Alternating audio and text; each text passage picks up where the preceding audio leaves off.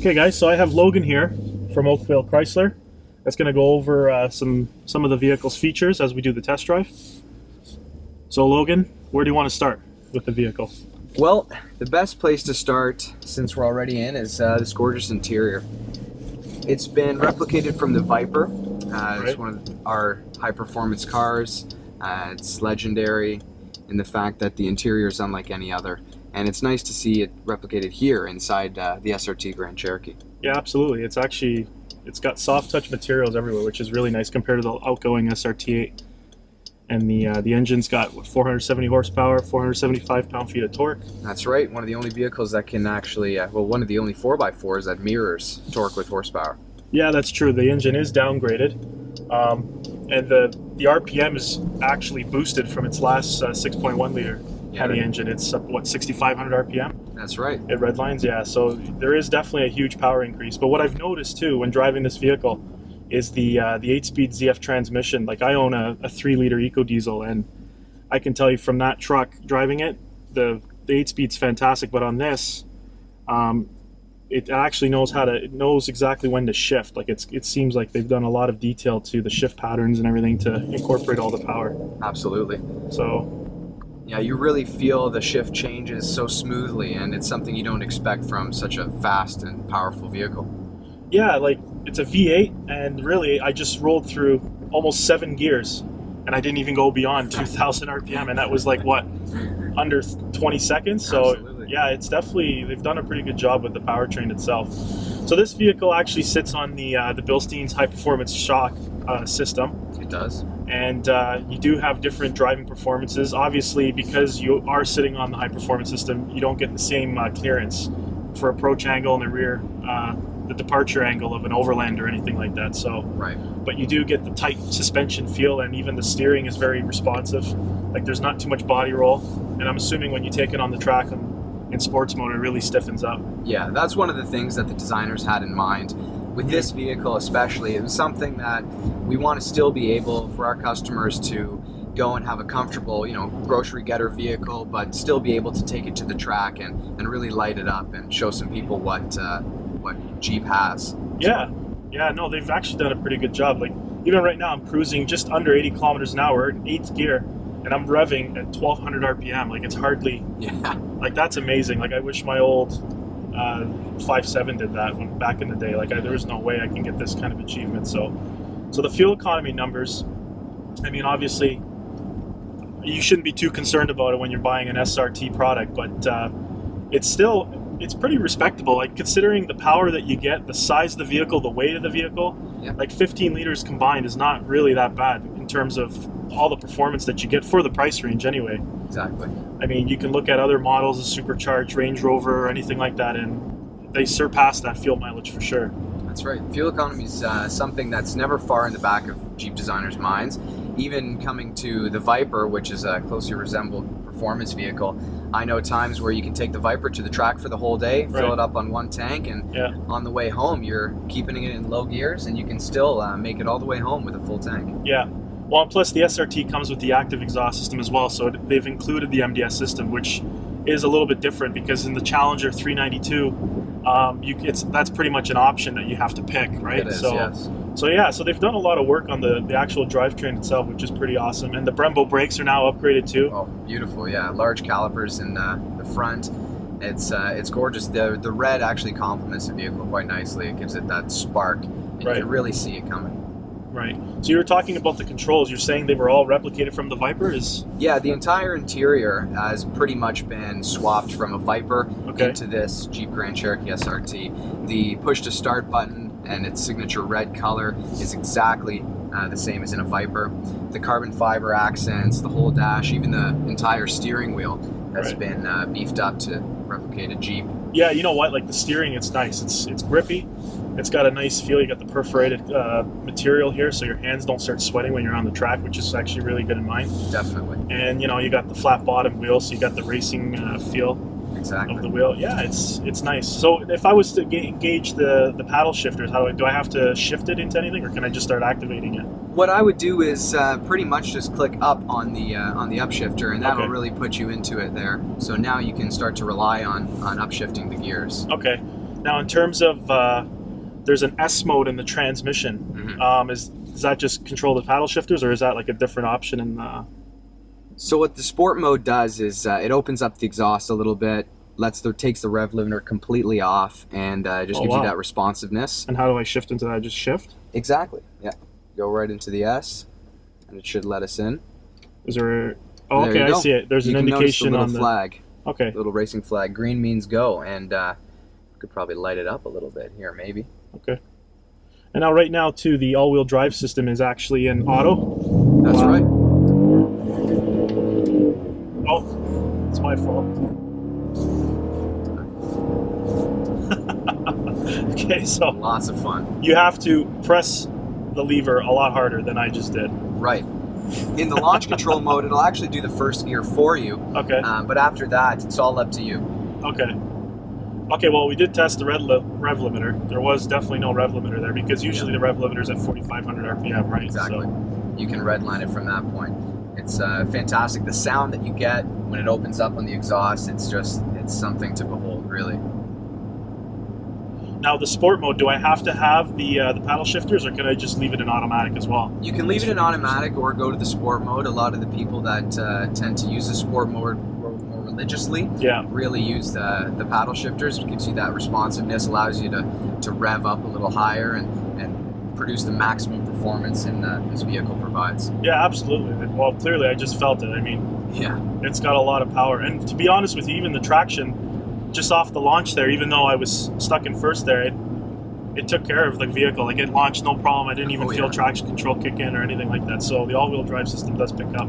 So the all-wheel drive system, there's a couple of things with it. You have the wet clutch system that engages and disengages the all-wheel drive system, and then you also have a 370 gear ratio set up for the rear.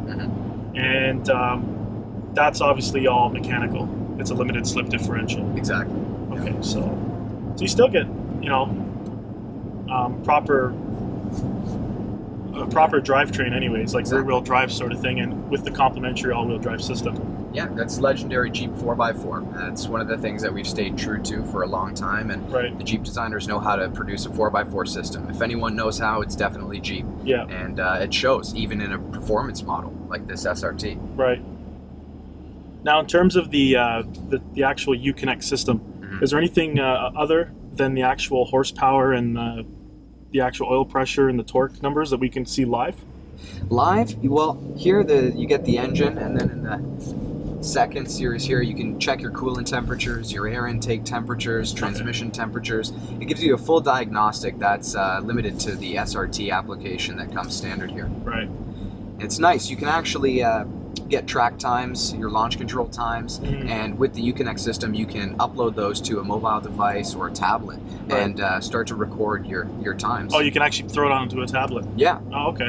And you can save your laps, save launch control, see what time your best one was, and save it and show your friends. Okay, so that's cool.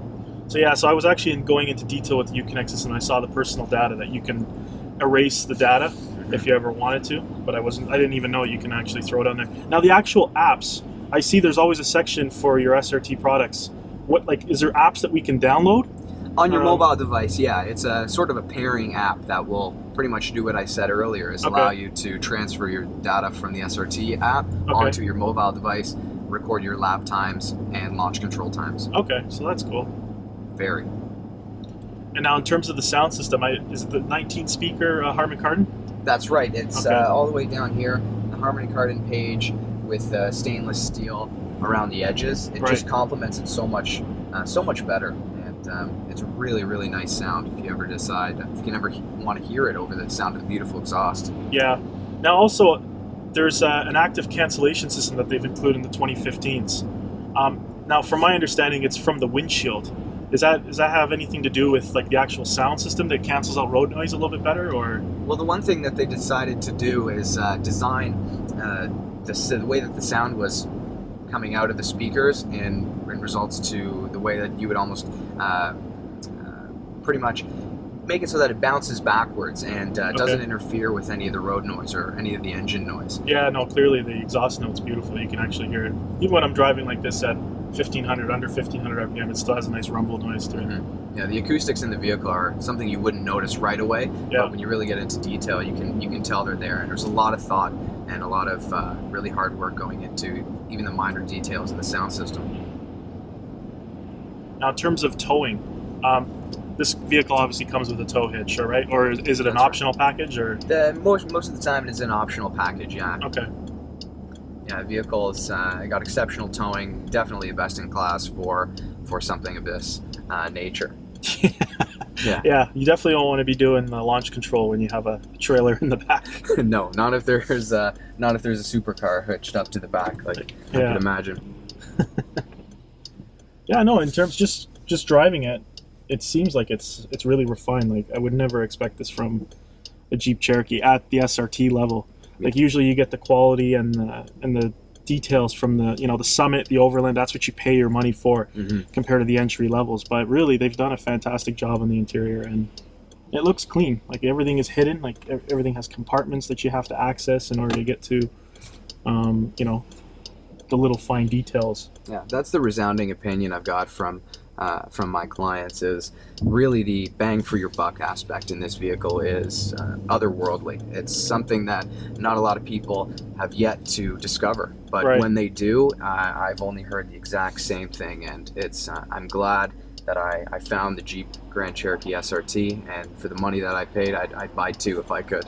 Yeah, now in terms of pricing, from my understanding, the entry level based on the sticker price is $64,000, right? That's right, $64,000 MSRP. You can pile on your options like the beautiful dual pane panoramic sunroof. Right. A lot of these really great safety features like forward collision warning and parking sensors. So that stuff isn't standard on the original or the entry level? Right. Okay.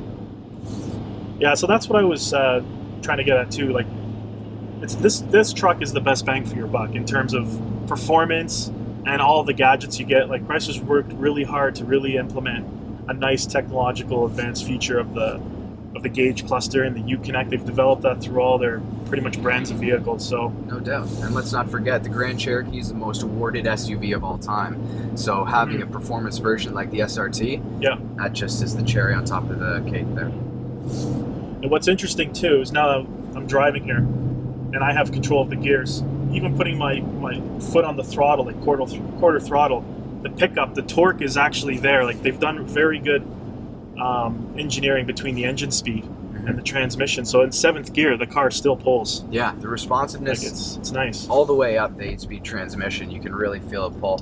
In 8th gear, 7th, every single gear has its own personality, and you really get to become accustomed to that with the vehicle driving it. Right. And even the road conditions today, they're not very good.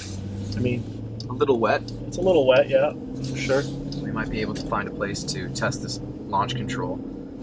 Yeah, this looks like a golf course that we just turned into. I don't think we should be doing burnouts or launch control speeds in here. I don't think so. But then again, I don't think anyone can catch us.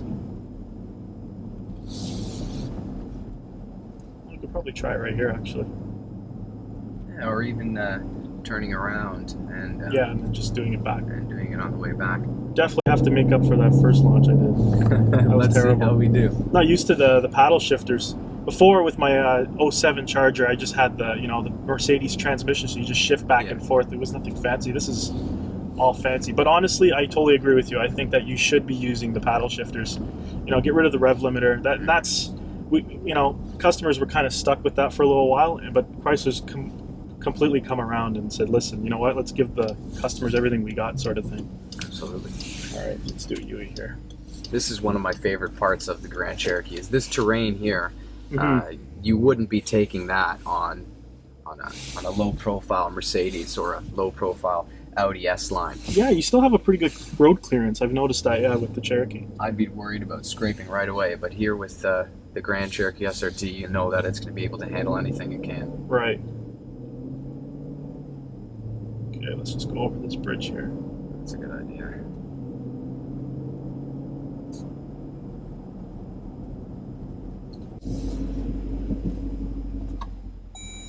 Control. Okay, full throttle? Yep. There we go. That's more like it. That's a little bit better. There we go.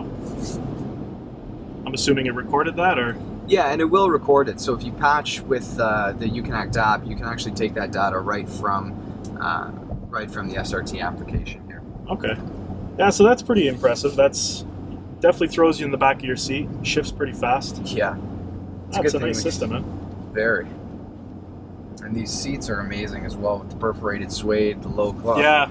The low bucket there really gives you a comfortable ride. That's one of the things that you have to really delve into when you're talking about a performance vehicle. Is, you know, it's throwing you around when you're in here on the track, but even in a launch control setting, being able to just sit softly in a nice leather bucket seat while getting that experience. Yeah, well, something else. The lumbar support's actually really good in these seats too. I've noticed they've definitely changed the seating position around a little bit here. And again, even with that launch control setting, I'm assuming you can actually go a little bit faster. It's amazing, man. Yeah. It's nice to see those numbers so high. Oh yeah, even a basic pushrod V8 engine revving at 6,000 RPM is not heard of. You would never be able to get that back in the day, for sure. Unless if you completely modified it. I mean, you had to know what you were doing, sort of thing, in order to get numbers like that. So that's pretty impressive. That's right. It's one of a kind. Yeah. And even with the now the traction control system's a little bit different too, which I like. You have your track positioning, so that really stiffens your suspension. Yeah. Now, in terms of the actual engine, it probably I know it does change the all-wheel drive system. It gives 65% power to the rear wheels. That's right. 35 to the front. Yeah. And you also still have, you know, the full power of the actual truck. Sports is more for like road use. Yeah, that would be for passing the slow people in front of us. Which we're having no problems doing in auto as well. And auto just, you know, automatically adjusts your terrain and the way you're driving, which is great. Is there a way to program auto, or does it just pick up your actual driving habits over time and figures that out? Or? Yeah, that's one of the very, very intricate systems of the vehicle, is that it does have the ability to adapt and change depending on your driving style. Okay. So the auto mode is quite literally in automatic mode, and we let it do its job and what it was made to do. Okay, that's good to know. And then you obviously have your snow mode, so if you do lose a lot of traction, it puts 50-50 distribution of torque. That's right. The front and the rear, so that's always good to have. Yeah. And you still have a tow package, which is really good. I mean, if you are going to tow a couple of Sea-Doos or, you know, a small boat, you can still tow up to 7,200 pounds with this truck, which is awesome. Very easily. So that's good. And I can actually hear, now, I noticed in my older generation with the MDS system, 5.7 liter, you can actually hear the MDS system turning on and off. It had a bit of like a hump. Right. And with the active exhaust system, I've noticed you can hear it just a little bit. Like it's a burble. Yeah, the tiniest bit, just to remind you that it's there. That's all it's for. Yeah, no, but it definitely does work a lot. You can definitely hear it when you're driving. Yeah, that's something especially when we're talking about SUVs, something like this, the large size, the sound. I don't think there's anything else in this world that sounds like this does when it's class. Yeah, stock? No. Definitely. Yeah, especially in its price range. Well, there's not too many competitors. Like, let's face it, Ford doesn't really have an SUV like this in this kind of drivetrain class. Yeah, no way. You know, obviously you have the SRT. Looking at Chevrolet, they're starting to come around with their vehicles, but again, you know, I don't see a Suburban or a Tahoe that can compete in this class. No. Or an Equinox or anything like that. So, to be honest with you, when I think of competitors for the Grand Cherokee SRT, I think of Porsche and BMW and Audi S line. Mm-hmm. But then again, the price difference in those vehicles is drastically different. Oh, absolutely. And they all have their different characteristics too. Porsche is known for track performance, and you know, they always stick to the V6s, and you know, they've never really developed a V8 engine to perform in an SUV, right? Yeah. And yeah, Mercedes, BMW, they're coming around now. They were mostly in Europe for the longest time. It's probably they took the flagship of this vehicle and said, yeah, you know what, North Americans really love the high performance SUV, so they're still coming around. But again, the price range is just astronomically high. Most people can't afford exactly to get in one of these vehicles. So it's one of the few things you think about when you think of SRT vehicles now is affordability. Yeah. And thankfully, now we can start pairing those two together, affordability and performance. Right. And it's just one of the many things that Jeep has perfected, I think. Right. Now, what about safety? You did say it was active front and rear collision warning, or Exactly. active front and rear parking assist. Yep. I did notice the collision cruise control, the active cruise control system. It's mounted on the front fascia, That's the right. lower front fascia. Yeah. What else is there to know about the actual system itself? Well, we could be here for a long time. When I Yeah. start to talk about safety features, that's something Jeep has got well thought out. Starting, I guess, with the front one that you mentioned, the forward collision warning. So you can start to think of it as the vehicle has its own eyes, and we'll notice with the sensor in the front of the vehicle, the car in front of you, if it detects its stopping ratio, its stopping distance and speed, all those things are calculated by the computer system in the vehicle, and it will stop you short of anything in front of it. So the vehicle in front of us now, if it was to make such an abrupt stop, Right. the vehicle's sensor would notice and calculate the time it takes for you to react. Okay. It will actually give you an audible and visual signal on the 7-inch cluster display there to brake. And if you don't, in the time that the computer believes, it will actually slow the vehicle down for you to a complete stop, avoiding you of all collision. Okay, well, that's pretty good. Yeah, it's not something you want to test, but It's there. It definitely is there, and it does work. I've seen it happen. And then you have the blind spot assist, which is something we're starting to see a lot more of now. Yeah. So you have the triangles that illuminate into a cautious yellow. Yeah. Someone's right now, located in your blind spot. Yeah. No, that's a good feature. And to be honest, even the blind spots in this vehicle are very minimal. Like it's actually very easy to see out of. Yeah. They've really decreased the size of the pillars to open up the window sizing. Yeah. So you get a wide range of view, especially with Jeep. Jeep is the type of brand that can take you places no one else can. So they want you to be able to see. They want you to be able to look at the beautiful mountain ranges that you're driving through. Right. The beautiful scenery that you're definitely going to want to take your brand new SRT Grand Cherokee to. When you're talking about, I guess, comfortability, being able to take passengers with you, you can always be rest assured there will be 2 USB slots located in the rear passenger area, as well as heated seats for your rear passengers. Yeah, that's good. That's an awesome feature. Now, is there a climate control system back there, or is it just vents? There are the vents that are mirrored with the dual climate control system here in the front. So I can be cold over here in my area, you can be warm over there. Right. But the predominant side is the driver's side in the rear. So if you want to be warm, chances are people in the back are going to be warm as well. Yeah. Even though I can stay freezing cold in my side if I really choose to. Okay.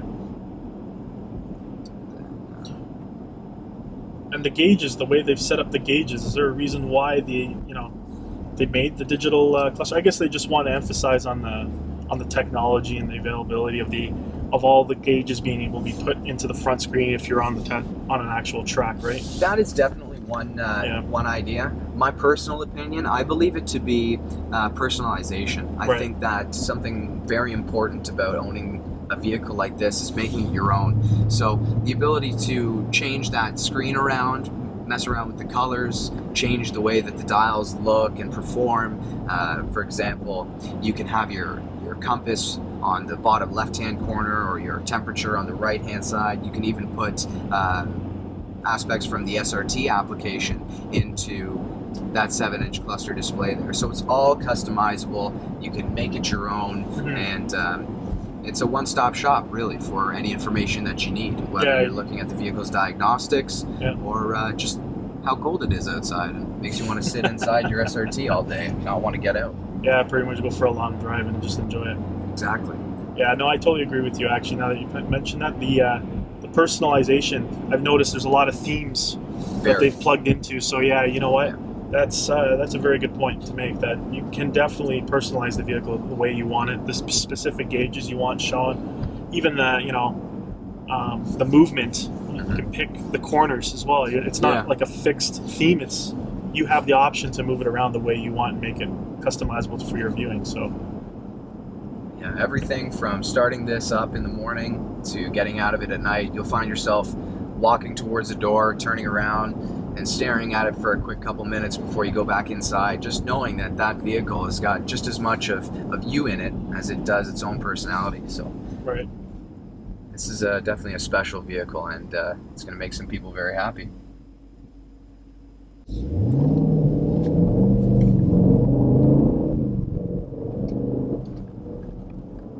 You can't get tired of that sound. Yeah, no, that's an amazing. Even just accelerating mildly, well, this is about mild to medium, it still sounds amazing. I mean, and again, I'm in 8th gear Exactly. within like 15 seconds.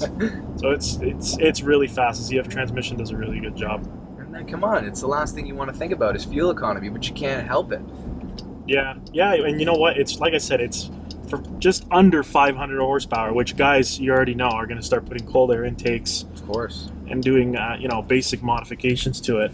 I mean, you can definitely hit the 500 horsepower range without any problems.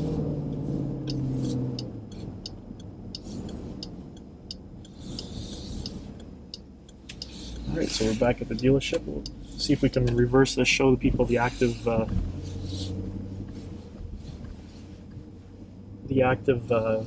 reverse guideline system that's built into the truck. So what's cool about the active guidelines is that from the rotation of the steering wheel, it actually shifts its trajectory to tell you exactly where the vehicle is going to park. So what's with the center line? Is it just telling you the center area The of center the vehicle? line, yeah, it really has two benefits. One is for that trailer hitch that you mentioned before. Because that okay. center line is actually exactly where the trailer hitch would be mounted. Okay. It's a good reference point for the center of the vehicle, and obviously the lines are the perfect reference point for the wheels. Yeah, it's actually, now that you mention it, that does make perfect sense. I mean, if you were trying to align a toe, a hitch, or anything like that, you know exactly where it is. Yeah. Sometimes you can even see it sticking out at the bottom, just ever so faintly, to give you a great idea of where it is. Yeah, no, that's good. That's fantastic. Okay, well, thank you very much, Logan, Thank you. for providing the test drive. And for more information, you can contact Oakville Chrysler. You can talk to Logan or any of their sales associates. And subscribe to our channel for more videos. And thanks for watching.